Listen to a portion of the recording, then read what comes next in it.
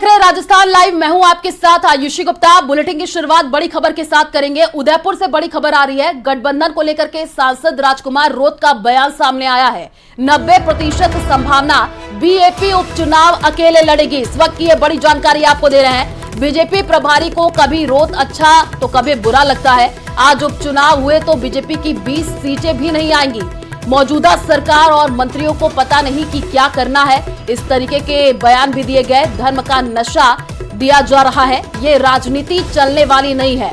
BJP की सच्चाई सामने है। धर्म की राजनीति नहीं चलेगी।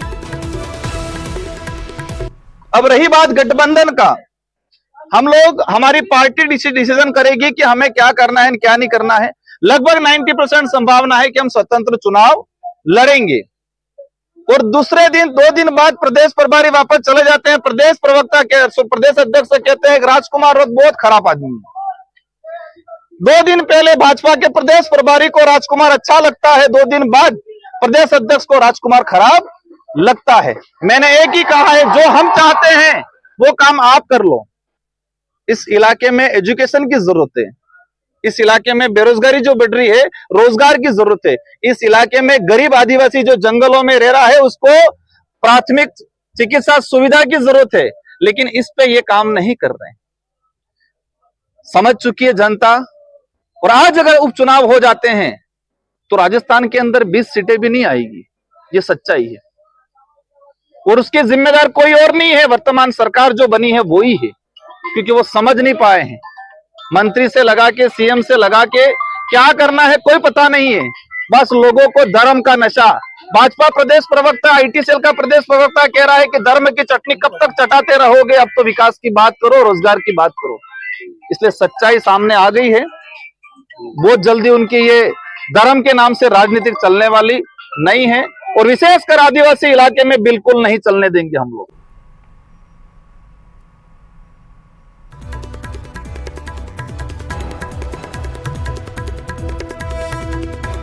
और चलिए रुक करते हैं अगली खबर की ओर। वहीं बीते कल भारतीय आदिवासी पार्टी के स्थापना दिवस पर उदयपुर में बाप पार्टी ने जोरदार प्रदर्शन किया और धारियावाद विधायक थावरचंद डामोर पर हमले को लेकर के बीजेपी पर जमकर के निशाना साधा।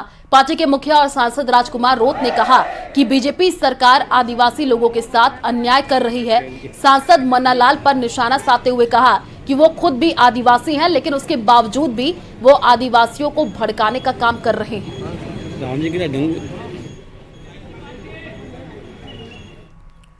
भाजपा के इस भड़काऊ भाषण की वजह से आदिवासियों पे लट पत्थरबाजी करने के, उनके कार्यकर्ताओं को निर्देश देने की वजह से दरियावत विधानसभा क्षेत्र के लसाड़िया के अंदर हमारे विधायक और हमारे कार्यकर्ताओं पे जानलेवा हमला किया गया।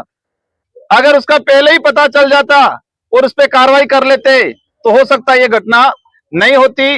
तो हमारी सबसे बड़ी मांग यही है कि भाजपा इस इलाके के अंदर जिस तरह से तानाशाही रवैया अपना के आपस में लड़ाने का काम कर रही है अपने राजनीतिक स्वार्थ के लिए, और सोशल मीडिया पे हमने जो वायरल किया इसके बाद अधिकतर लोगों का यह कहना है कि यह आवाज मन्नालाल रावत जो सांसद है यहाँ की, उनकी है। हर व्यक्ति कह रहा है, हमने भी उनकी लैंग्वेज जो सुनी है देसी, तो सबका ये कहना है सोशल मीडिया पे कहीं पर भी कि ये आवाज मन्नालाल रावत जो सांसद है उनकी है। एक सांसद होते हुए अगर ये आवाज उनकी है तो एक सांसद होते हुए इस तरह की घटिया सोच रखने वाला व्यक्ति आतंकवादी से भी घातक व्यक्ति है। तो हम प्रशासन से अनुरोध किया गया है, आजी साहब से मुलाकात की है कि इसमें मुकदमा दर्ज करे और मुकदमा दर्ज करके कानूनी कार्रवाई करे। जयपुर से बड़ी खबर सामने आ रही है। समान पात्रता परीक्षा स्नातक स्तर 27 सितंबर से शुरू होगी। आपको बता दें कि 27 और 28 सितंबर 2 दिनों तक ये परीक्षा आयोजित होगी।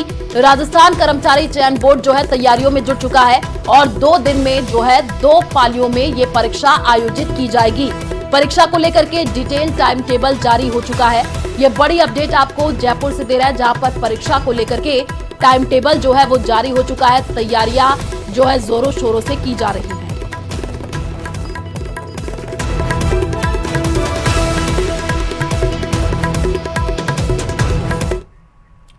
और चलिए रुक करते हैं अगली खबर की ओर। प्रदेश में फिर से जो है मानसून सक्रिय हुआ है। प्रदेश के 9 जिलों में ऑरेंज अलर्ट जारी कर दिया गया है। बांसवाड़ा, बारां, बूंदी, धौलपुर, झालावाड़, करौली में अलर्ट जारी हुआ है। कोटा, प्रतापगढ़, सवाई माधोपुर में भारी बारिश के आसार जताए जा रहे हैं और प्रदेश के 21 जिलों में बारिश का येलो अलर्ट जारी कर दिया गया है। भारी बारिश का दौर जो है पिछले कई दिनों से देखने को मिल रहा है और इसी को देखते हुए जो है मौसम विभाग ने अलग अलग जगहों पर अलग अलग जिलों में येलो अलर्ट और साथ ही ऑरेंज अलर्ट जारी कर दिया है। तो प्रदेश के 9 ऐसे जिले हैं जहां पर ऑरेंज अलर्ट जारी कर दिया गया है। प्रदेश में एक बार फिर से मॉनसून जो है सक्रिय हो गया है और भारी बारिश का दौर भी देखने को मिल रहा है और इसी को देखते हुए जो है तस्वीरें आपको जो दिखा रहे हैं अजमेर, बारां, आप उसकी तस्वीर देखिए। उफान पर नदी नाले हैं, बाढ़ जैसे हालात अजमेर में देखने को मिले हैं। सिरोही की तस्वीर आई है जहां पर सड़कें तालाब बनी हुई हैं, जनजीवन बुरी तरीके से बेहाल है। बूंदी से तस्वीर आई है जो हम आपको टीवी स्क्रीन पर दिखा रहे हैं जहां पर जल भराव से लोग कितने परेशान हो रहे हैं। और सवाई माधोपुर से ये तस्वीर जो आपको दिखा रहे हैं इसमें आप देखिए कि कैसे एक टूरिस्ट गाड़ी फंस गई है।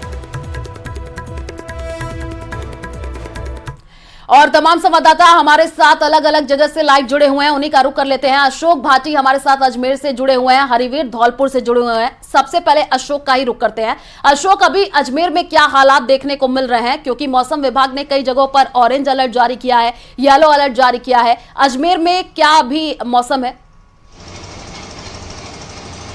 जी बिल्कुल, अजमेर के मौसम की बात करें तो आपको सीधे यहाँ पर तस्वीरें में दिखाऊंगा। मौसम जो है पूरा बादल जो है आसमान में छाए हुए हैं और गनीमत है कि कल के बाद से जो है बारिश अब तक नहीं हुई और इसके कारण ही जो कई कॉलोनियों का जो पानी है जो 2-2, 2.5 फीट जमा हो गया था वो अब कम हुआ है। ये जो आप फ्लो देख रहे हैं ये आना सागर झील का है। आना सागर झील का जब पानी नीचे से जाना चाहिए था लेकिन पानी जो आना सागर झील में है वो 2 से 3 फीट ऊपर है और ओवरफ्लो चल रहा है, जिसके चलते अब इस पानी को तेज गति से यहाँ से छोड़ा जा रहा है, जिसके कारण यहाँ के जो बाजार हैं, कॉलोनियां हैं और वो तमाम जो स्थान है जो इस फ्लो में आते हैं वो सब आपको देखने को मिलेगा बंद है। स्थिति काफी विकट है। आपको दिखाऊं मैं, घर के छत पर जो है लोग रहने को मजबूर हैं। ये जो है कालाबाग इलाका है और इस फ्लोइंग के बाद जो है इसके बाद ब्रह्मपुरी आता है, ब्रह्मपुर के बाद पाल बिचला और उसके बाद नगरा और दक्षिण विधानसभा क्षेत्र की कई कॉलोनियां हैं जहां पर स्थिति जो है 1 से 2 फीट जो जल भराव की स्थिति है वो बनी हुई है। ये जो स्थिति है यहाँ पर एक तरफ पंप लगाकर जो है बारिश के पानी को बाहर निकालने का प्रयास लगातार किया जा रहा है लेकिन पानी लगातार जो रोजाना जो हो रही बारिश के बाद भर जाता है। स्थिति आपको दिखाऊंगा, पूरी जो गली है उसमें 2 से 3 फीट का जो पानी है वो जमा है। घर के बाहर जो लोग हैं वो नहीं निकल सकते। हालांकि रास्ता भी इस गली का एकमात्र ये रास्ता है जिसके कारण सब जो लोग हैं वो घर के ऊपर ही आप देखेंगे जमा है और यहाँ पर भगवान से मनोकामना करते नजर आ रहे हैं कि बारिश को यहाँ पर जो है अजमेर में लगातार जो बारिश हो रही है उसको कम करने का प्रयास किया जाए। हालांकि प्रशासनिक स्तर पर तमाम इंतजाम यहाँ पर किए गए हैं। समय समय पर जो प्रशासनिक अधिकारी हैं वो भी यहाँ आते हैं लेकिन इसके बावजूद भी जब पानी का जो स्तर है वो कम होने का नाम नहीं ले रहा, क्योंकि लगातार बारिश हो रही है। फाइसागर से झील से जो पानी छोड़ा जाता है वो आना सागर झील में आ रहा है। 3 से 4 फीट तक जब पानी पहुंच जाता है तो फिर ओवरफ्लो जो है होने के बाद वो जो है अलग अलग कॉलोनी में पहुंचता है। हमारे साथ सिविल डिफेंस के जो लोग हैं, कल भी इन्होंने रेस्क्यू किया, परसों भी किया। क्या स्थिति बनी है इस क्षेत्र में? आपने कई बार गंभीर स्थिति भी हो जाती है जब लोगों को लेने जाना पड़ता है। नहीं, पानी तो क्या है कि इतना निकल रहा है, बारिश आ रही है इसलिए पानी को खोल रखा है। बाकी ऐसी स्थिति नहीं दिख रही है कि कोई जनहानि होए, परंतु लोगों को थोड़ा सा आने जाने में परेशानी हो रही है। आप परसों भी आपने किसी को रेस्क्यू किया था, वो कहाँ का दृश्य था और इस तरह की दृश्य और भी देखे? जो परसों जो रेस्क्यू करा था वो ब्रह्मपुरी का था। उनको क्या है कि कहाँ पर जाना था तो उसके बच्चे का एग्ज़ाम था, उसको वहाँ पर जाना था, इसलिए उन्होंने कॉल करा था कि मेरे को एग्ज़ाम के अंदर जाना है और मुझको यहाँ से निकाले और कुछ फैमिली को वो वहाँ पर शिफ्ट होना था। तो अलग अलग स्थानों पर इस तरह की तस्वीरें हैं। आपको पानी का फ्लो यहाँ पर दिखाना चाहूंगा। ये जो आना सागर झील है वहाँ का नज़ारा है। आना सागर झील का जो फ्लोइंग है वो तेज गति से है, क्योंकि बताया जा रहा है कि 18 इंच जो पानी है वो 3 गेटों के माध्यम से खोला जा रहा है, जिसके बाद स्थिति ये बनी हुई है कि जो क्षेत्र की अलग अलग कॉलोनियां हैं, चाहे ब्रह्मपुरी हो, कालाबाग हो और नगीना बाग हो, इसके साथ साथ जो दक्षिण विधानसभा क्षेत्र की भजनगंज इलाका है और गुजर की धरती है वहां पर जो है पानी लगातार भरा हुआ है। कट्टों के माध्यम से इस पानी को रोकने का करेंगे। जो तस्वीरें आप दिखा रहे हैं, भारी बारिश का दौर जारी है, जगह जगह पर जलभराव भी देखने को मिल रहा है। हमारे साथ हरिवीर धौलपुर से लाइव जुड़े हुए हैं, उन्हीं का रुख कर लेते हैं। हरिवीर, जरा अपने बैकग्राउंड में तस्वीर दिखाइए। देख पा रहे हैं कि वहां पर भी जलभराव की स्थिति देखने को मिल रही है। आसपास लोग, उनसे भी जरा बातचीत करने की कोशिश कीजिए। जी बिल्कुल, मैं आपको ये धौलपुर की ये तस्वीर दिखाना चाहूँगा। मैं इस समय खड़ा हूँ जगन चौराहे पर, और ये जगन चौराहा है वो शहर का मुख्य चौराहा है। यहाँ से हजारों की तादाद में यहाँ से लोग गुजरते हैं। स्कूली बच्चे हैं, सुबह सुबह जब गुजरे तो उनको भी यहाँ पर परेशानी हुई। इधर मैं तस्वीर दिखाने की कोशिश करूँगा। ये जगन चौराहे से हरदेव नगर को जाने वाला रास्ता है। यहाँ जो मौसम विभाग ने अलर्ट जारी किया था, बारिश की चेतावनी दी थी, तो उसके बाद में रात्रि 3 बजे से रुक रुक कर जो बारिश का दौर है वो चल रहा है। अभी भी जो हल्की हल्की जो फुहारें हैं बारिश की वो चल रही है। जगन चौराहे पर जल भराव है। यहाँ पर जो यहाँ से वाहन निकल रही है दोपहिया, वो इसमें बंद हो रहे हैं। लोगों को धक्का दे करके यहाँ से निकालना पड़ रहा है। ये जगन चौराहे की बात है। अगर सैपऊ रोड स्थित करीब दर्जन कॉलोनियां हैं, अगर उनकी बात की जाए तो उनमें लोग घरों में कैद होने को मजबूर है। यहाँ पर एक ये जा रहे हैं, मैं इनसे ही बात करने की कोशिश करूँगा। क्या स्थिति है? स्थिति बहुत बेकार है। पानी भर जाता है यहाँ पे। ये आधे घंटे का पानी भी बहुत भर जाता है यहाँ पे, और कम से कम 5-6 घंटे पीछे निकलता है। जी हमारे साथ यहाँ पर और भी कुछ लोग हैं, यहाँ बात करने की कोशिश करेंगे। ये भैया ये जा रहे हैं, 1 मिनट, क्या स्थिति है? स्थिति तो खराब ही है, खराब ही है स्थिति तो। बाइक यहाँ में बंद हो रही है इसमें।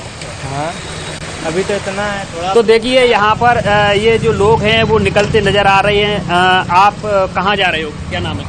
आबिद अली नाम मेरा, हम शहर जा रहे हैं। तो यहाँ क्या स्थिति है, कितना पानी है यहाँ? यहाँ बहुत पानी है, हमेशा भरा रहता है, बहुत ज्यादा, बहुत परेशानी पड़ती है आने जाने में। थोड़ी सी बारिश होती है पानी भर जाता है। थोड़ी सी बारिश होती है, पानी निकालने निकास नहीं है।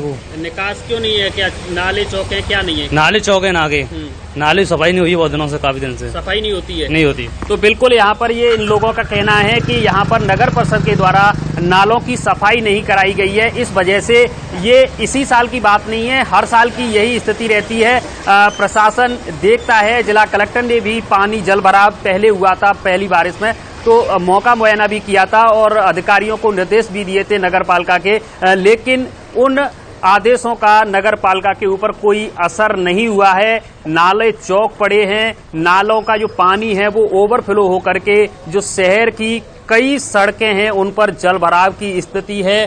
लोग परेशान हैं। बिल्कुल हरिवीर, जो तस्वीरें आप दिखा रहे हैं उसमें जलभराव की स्थिति देखने को मिल रही है, और जो लोग वहां से गुजर रहे हैं उनका यही कहना है कि हर साल यही स्थिति होती है। नगर निगम की तरफ से दावे किए जाते हैं, लेकिन तस्वीर बयां कर रही है कि कुछ होता नहीं है। शुक्रिया आप दोनों का हमारे साथ जुड़ने के लिए और तमाम जानकारी साझा करने के लिए। और चलिए रुक करते हैं अगली खबर की ओर। उदयपुर में युवक की बाल बाल जान बची है। युवक आयड़ नदी की पुलिया पार कर रहा था और इसी दौरान पुलिया पर पानी के तेज बहाव के बीच बाइक सवार गिर गया। तेज बहाव होने के चलते युवक की बाइक असंतुलित हो गई। मौके पर मौजूद लोगों ने युवक को सुरक्षित बाहर निकाला है, लेकिन युवक की बाइक नदी में ही बह गई। उसकी तस्वीर भी सामने आई है, आप देखिए जरा। आयड़ संग्रहालय की ओर जाने वाली पुलिया की ये घटना बताई जा रही है। उदयपुर से ये बड़ी जानकारी। पुलिया के ऊपर जो है तेज पानी बह रहा था, तभी ये बाइक सवार वहां से गुजर रहा था। पानी के तेज बहाव के कारण बाइक जो है असंतुलित हो गई और उसके बाद से वहां पर कुछ लोग मौजूद थे। युवक को सुरक्षित बाहर निकाला गया है। उदयपुर की ये तस्वीर है जहां पर ये युवक बाल बाल बच गया है। बाइक नदी में बह रही थी, वो तो गनीमत ये रही कि आसपास के लोग मौके पर पहुंचे और इस युवक को जो है बचाया गया।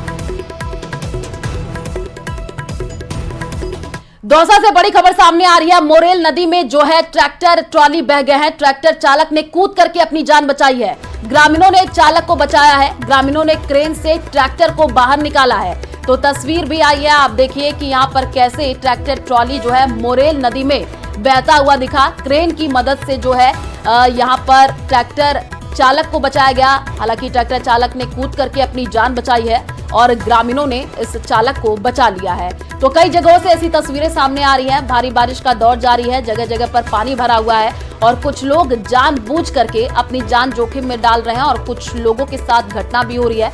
उसी की ये तस्वीर है जहां पर ये ट्रैक्टर ट्रॉली मोरेल नदी में बह गई। ग्रामीणों ने सूझबूझ दिखाया और चालक को बचाया गया। अजमेर साजिश मामले में बड़ा अपडेट सामने आया है। एक नहीं 2 मालगाड़ी को डिरेल करने की कोशिश की गई थी।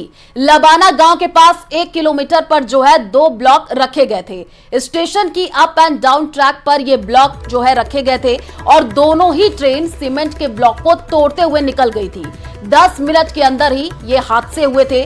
गनीमत ये रही कि जो दोनों ट्रेनें हैं वो सुरक्षित रहीं। तो सीमेंट के जो आपको हम तस्वीर दिखा रहे हैं, इसमें देखिए कैसे ब्लॉक रखे गए थे और इंजन के यहाँ पर टकराने से ये जो ब्लॉक है वो चूर चूर भी है। उसकी तस्वीर भी सामने आई है। अजमेर से आपको ये बड़ी जानकारी, जहां पर एक नहीं बल्कि 2 ट्रेन को डिरेल करने की कोशिश की गई थी। अब पुलिस इस पूरे मामले की जांच कर रही है। हालांकि एसआईटी को अभी तक किसी तरह की कोई कामयाबी नहीं लगी है। मोबाइल लोकेशन के साथ ही ग्रामीण से पूछताछ करने में अब पुलिस जुटी हुई है। खबर जैसलमेर के रामदेवरा से है, जहां रामदेवरा समाधि स्थल को बम से उड़ाने की धमकी मिली है। धमकी भरा पत्र पोखरण रेलवे स्टेशन पर मिला है। रेलवे स्टेशन की खिड़की पर बम का लेटर मिलने से हड़कंप मच गया और पत्र में समाधि स्थल पर चढ़ने वाले घोड़े में बम की यह सूचना मिली है। इसके अलावा लेटर में दाऊद और पाकिस्तानी आतंकियों का भी जिक्र किया गया है। पाकिस्तान द्वारा आतंकवादी हमला कराने की बात इसमें लिखी गई है और ये जो लेटर है वो हम आपको टीवी स्क्रीन पर दिखा रहे हैं। 2 तस्वीर है। पहली तस्वीर जो आपको दिखा रहे हैं, जैसे ये लेटर सामने आया उसके बाद से पुलिस पूरी तरीके से जो है जगह जगह पर चेकिंग करने लग गई और जो दूसरी तस्वीर है ये वो लेटर आपको दिखा रहे हैं। धमकी भरा ये जो पत्र है वो बरामद कर लिया गया है। पुलिस अब इस पूरे मामले की जांच कर रही है। लेटर में दाऊद पाकिस्तानी आतंकियों का जिक्र किया गया है। बम की खबर जैसे ही लगी तो पुलिस और सुरक्षा एजेंसियां मौके पर पहुंची। आपको बता दें कि पोखरण रेलवे स्टेशन पर यह धमकी भरा पत्र मिला था। और चौमू से बड़ी खबर सामने आ रही है। चौमू में आबादी क्षेत्र में पैंथर का मूवमेंट देखने को मिला है। कस्बे के छीपों के मोहल्ले में यह पैंथर नजर आया है। सीसीटीवी कैमरे में जो है पैंथर का मूवमेंट कैद कर लिया गया है। पिछले 5 दिन से क्षेत्र में पैंथर का मूवमेंट देखा जा रहा है। सूचना पर मौके पर पुलिस और वन कर्मी पहुंचे हुए हैं। ये बड़ी जानकारी आपको चौमू से दे रहे हैं, जहां पर पैंथर का मूवमेंट देखने को मिला है। सीसीटीवी फुटेज सामने आई है। ये आप पैंथर देख रहे हैं जो कि देखिए खुली सड़कों पर घूमता हुआ दिखा है। वन विभाग की टीम जो है इस पैंथर को पकड़ने की कोशिश कर रही है। चौमू से ये तस्वीर है जहां पर पैंथर के मूवमेंट के बाद से आसपास के इलाकों में दहशत का माहौल देखने को मिल रहा है। वनकर्मी मौके पर पहुंचे हैं, पुलिस मौके पर पहुंची है। इस पैंथर को पकड़ने की कोशिश की जा रही है। कस्बे के छीपों के मोहल्ले में ये पैंथर नजर आया है और जगह जगह पर जो है सीसीटीवी फुटेज लगे हुए हैं और इसी सीसीटीवी फुटेज में जो है पैंथर का मूवमेंट कैद हुआ है। जैसे ही सूचना मिली तो वन विभाग की टीम पहुंची हुई है। पिछले 5 दिन से ये पैंथर का मूवमेंट देखने को मिल रहा है और इसको पकड़ने की भी कोशिश की जा रही है।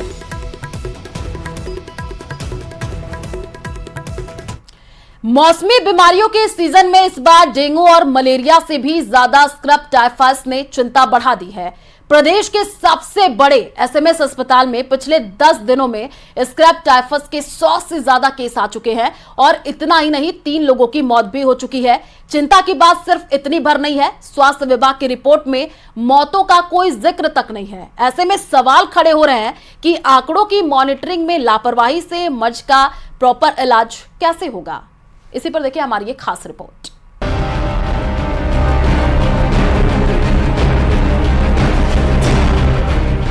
प्रदेश के लगभग सभी अस्पतालों में डेंगू, मलेरिया, चिकनगुनिया और स्क्रब टाइफस के मरीजों की संख्या एकाएक बढ़ी है। लेकिन डेंगू, मलेरिया और चिकनगुनिया की तुलना में स्क्रब टाइफस की संख्या ज्यादा है। प्रदेश के सबसे बड़े एसएमएस अस्पताल में डेंगू की तुलना में स्क्रब टाइफस के मरीज ज्यादा आ रहे हैं।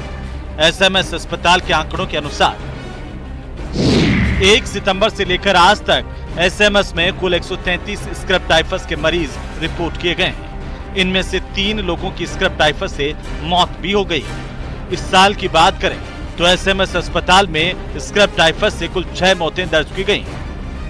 बहुत ज़्यादा केसेस आ रहे हैं अभी, क्योंकि एकदम ये मौसम उसके लिए बहुत अच्छा है, क्योंकि पेड़ पौधे बहुत बुशेस हो गए हैं और ये माइट के कारण होता है, तो ये केसेस बहुत ज़्यादा आ रहे हैं। जनरली ये प्रेजेंट करते हैं बुखार करके, उल्टियाँ करके या निमोनिया करके आ रहे हैं हमारे पास। कुछ पेशेंट्स स्क्रब के एंकल जो ब्रेन को अफेक्ट करता है, मेनिंगो एन्केफेलाइटिस करके भी आ रहे हैं। स्वास्थ्य विभाग की रिपोर्ट के अनुसार इस बार प्रदेश में 9 सितंबर तक कुल 1045 स्क्रब टाइफस के केस रिपोर्ट हुए हैं, जबकि स्क्रब टाइफस से एक भी मौत का जिक्र नहीं है। ऐसे में ये सवाल खड़ा हो रहा है कि क्या स्वास्थ्य विभाग मौसमी बीमारियों की मॉनिटरिंग को लेकर गंभीर नहीं है, क्योंकि एसएमएस अस्पताल में स्क्रब टाइफस से इस साल 6 लोगों की मौत रिपोर्ट की जा चुकी है। इनमें से 3 लोगों की मौत तो पिछले 10 दिनों में ही हुई है। इनमें स्क्रब टाइफस के केसेस काफ़ी ज़्यादा आ रहे हैं और की कंपैरिजन में। उसके बाद में डेंगू के केस आ रहे हैं, कुछ हेपेटाइटिस और टाइफाइड के केसेस भी आ रहे हैं। मलेरिया के केसेस अभी भी काफ़ी कम हैं। स्क्रब टाइफस यदि ऐसी बीमारी है जो यदि समय पे मरीज अस्पताल पहुंचता है तो इसमें रिकवरी रेट बहुत अच्छी होती है, क्योंकि केसेस ज़्यादा आ रहे हैं यहाँ पे, मगर उनका समय पे इलाज भी हो रहा है एसएमएस अस्पताल में, तो काफ़ी संख्या में मरीज जो हैं वो ठीक होकर के भी जा रहे हैं। स्वास्थ्य विभाग प्रदेश भर में मौसमी बीमारियों के आंकड़ों की मॉनिटरिंग करता है, लेकिन स्वास्थ्य विभाग और एसएमएस अस्पताल में स्क्रब टाइफस से मौतों को लेकर विरोधाभासी आंकड़ों पर सवाल खड़े हो रहे हैं कि क्या विभाग मौसमी बीमारियों की रोकथाम के लिए गंभीर नहीं है। जयपुर से न्यूज़ 18 राजस्थान के लिए सौरभ गृहस्थी की रिपोर्ट।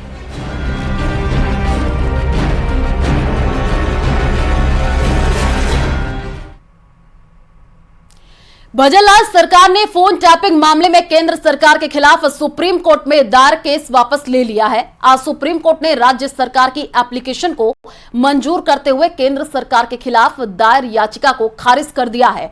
तत्कालीन गहलोत सरकार ने फोन टैपिंग से जुड़े मामले में दिल्ली पुलिस को राजस्थान में जांच से रोकने के लिए सुप्रीम कोर्ट में यह याचिका दायर की थी। वहीं केंद्रीय मंत्री गजेंद्र सिंह शेखावत ने राज्य सरकार पर फोन टैपिंग का आरोप लगाते हुए 25 मार्च 2021 को दिल्ली क्राइम ब्रांच में पूर्व सीएम अशोक गहलोत के तत्कालीन ओएसडी लोकेश शर्मा के खिलाफ मुकदमा दर्ज कराया था। गहलोत सरकार तब दिल्ली क्राइम ब्रांच को इस मुकदमे में जांच से रोकने के लिए सुप्रीम कोर्ट गई थी। तो फोन टैपिंग का ये पूरा मामला है, केंद्र सरकार के खिलाफ केस वापस। और अशोक गहलोत के समय आपको बता दें कि ये याचिका जो है वो दायर हुई थी।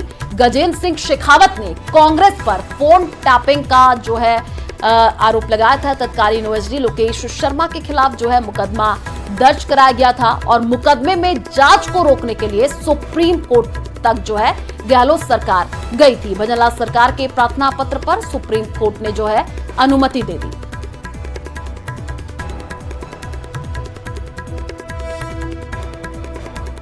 तो फोन टैपिंग मामले से जुड़ी आपको ये जानकारी दे रहे हैं, जहां पर केंद्र सरकार के खिलाफ केस जो है वापस। और अशोक गहलोत के समय जो है ये याचिका दायर हुई थी। शेखावत ने कांग्रेस पर फोन टैपिंग का आरोप लगाया था, उस समय ये मुद्दा भी गरमाया था। तत्कालीन ओएसडी लोकेश शर्मा के खिलाफ मुकदमा दर्ज कराया गया था। मुकदमे में जांच को रोकने के लिए सुप्रीम कोर्ट जो है गहलोत सरकार गई थी। भजनलाल सरकार के प्रार्थना पत्र पर सुप्रीम कोर्ट ने अनुमति दी।